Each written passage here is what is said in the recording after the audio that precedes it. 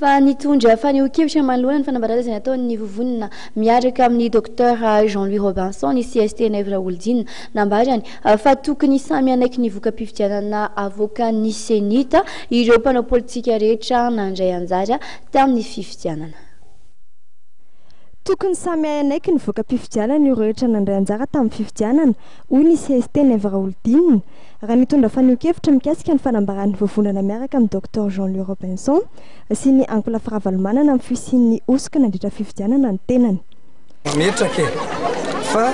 mba matatresa zay zany mba afatra ataonay ty amin'ny miaraka amin'ny président de Ratsuel tadidio tsara fa tamin'ny fitonana voalohany PDP ny tsara talana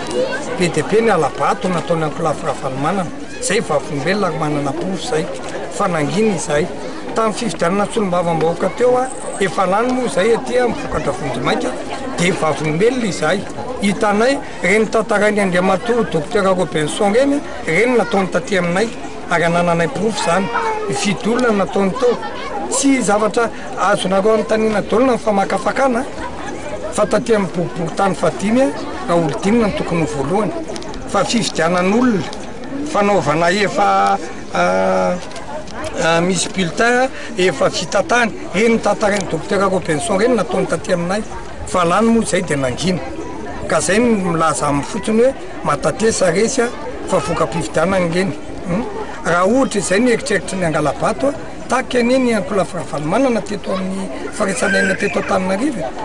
ary PDP ny zavatra tsara dalàna nataony teo fa zay moa tsy nitarainy zay fa zao hitan'ny vahoaka any. Toy ny efa fanaonisa-taona dia nanatanteraka asa fanasoavana ny mpiarabelona CST Nèvre Oldine mivady amin'izao fetiny farany taona izao. Nanolotra omby nofokena amin'ny tampihavanana ny vahoaka ary nanao fanomezana toy ny koveta sy ny sio ho an'ireo mponina teny amin'ny fokotanin'ny Morarano izy ireo androany. Notolorana solom-body akoho ihany koa ireo zokiolona teto amin'ny fokotanin'ny Soavamasoandro. Ireo fokotanina roa ireo dia isan'ny nahazo ny vato maro indrindra tamin'ny fifidianana solombam-bahoaka ny 20 Desambra teo ka notolorany fanampiana arabola entina indrindra anatanterahana ny asa fampandrosoana. Teto Morarano nefa dia anisan'ny resina lavitra be mihitsy na ny ankola firavalmanana anisan'ny tahaka be koa zay teto dia tsy adiniko izy teto nampalahelo teto zany dia tsara tsorona aminareo mba nisy kandida nahazo ohatra faingo isan-jato nanao fampelezan-kevitra taty dia namety eo izy anao bassin anao an'izao vao tsy lany izy ny taony dolo ny entana dia zay natonga anay hoe ireo mpanasa lamba eto ireo nomenay koveta menay sio menay savony fa amin'izao fotoan'izao kosa zany dia misy vola ary tapitrisa ariary anampianay anaovana le pompe eo.